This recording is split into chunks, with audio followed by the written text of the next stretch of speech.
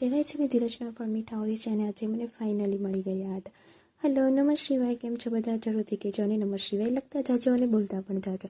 આજે હું સવારમાં જાગીને રેડી થઈને હરખ-ફદુડી થઈને ફરવા માંડી હતી, કારણ કે આજે 4 મંથના વેઇટ પછી મારે ફર્સ્ટ જોબનો ફર્સ્ટ ડે હતો. એટલે હું થોડી એક્સાઇટેડ પણ હતી અને થોડી નર્વસ પણ હતી. ફટાફટ નીકળી પડી હતી મારા ડેસ્ટિનેશન પર જવા. નીચે આવીને જોયું તો બિલ્ડિંગમાં મસ્ત બ્યુટીફુલ ક્રિસમસનું ડેકોરેશન કરેલું હતું અને બહાર એટલી બ્યુટીફુલ સનલાઇટ હતી. આ બ્યુટીફુલ વ્યૂ ખાલી જોવાનો જ હતો અને એન્જોય ના કરાય, કારણ કે ઠંડી બહુ જ હતી. એટલે આપણે આપણું હથિયાર લઈને નીકળી પડ્યા હતા બસ સ્ટોપ તરફ જવા માટે. ફાઇનલી હું અહીંયા પહોંચી ગઈ હતી બસ સ્ટોપ, કારણ કે બહુ દૂર નથી ઘરથી એટલા માટે. અને અહીંયા હું વેઇટ કરતી હતી બસનો, ચેક કરતી હતી કે કયા રૂટમાં જવાનું છે અને કઈ રીતે જવાનું છે. એટલામાં જ આ મહારાણીની એન્ટ્રી થઈ ગઈ. એટલે આપણે ફટાફટ આમાં બેસી ગયા.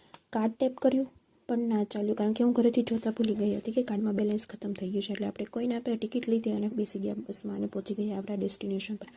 ઓબ્વિયસલી સ્ટોપ પાસે તો બસ ના ઉતારે, એટલે આપણે થોડું વોક કરીને જવાનું હતું અને મારો ફેસ એકદમ લાલ લાલ થઈ ગયો હતો, કારણ કે ઠંડી હતી. ફાઇનલી હું અહીંયા એન્ટર થઈ ગઈ હતી મારે જોબ પર, જ્યાં બી મારે જોબ કરવાની છે ત્યાં.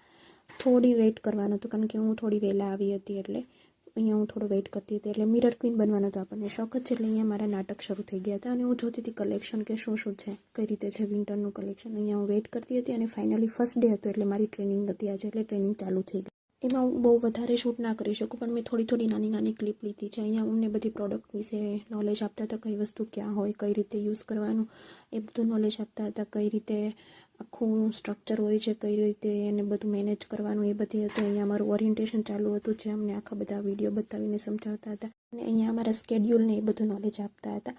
ફાઇનલી મારી ટ્રેનિંગ પતી અને હું આવી ગઈ ગાડી તરફ અને મેં મારો રિલેક્સ મોડ ઓન કર્યો. તો તમને કેવો લાગ્યો મારો ડે કહેજો મને. હું તો બહુ સેટિસ્ફાઈ છું. નમસ્તે.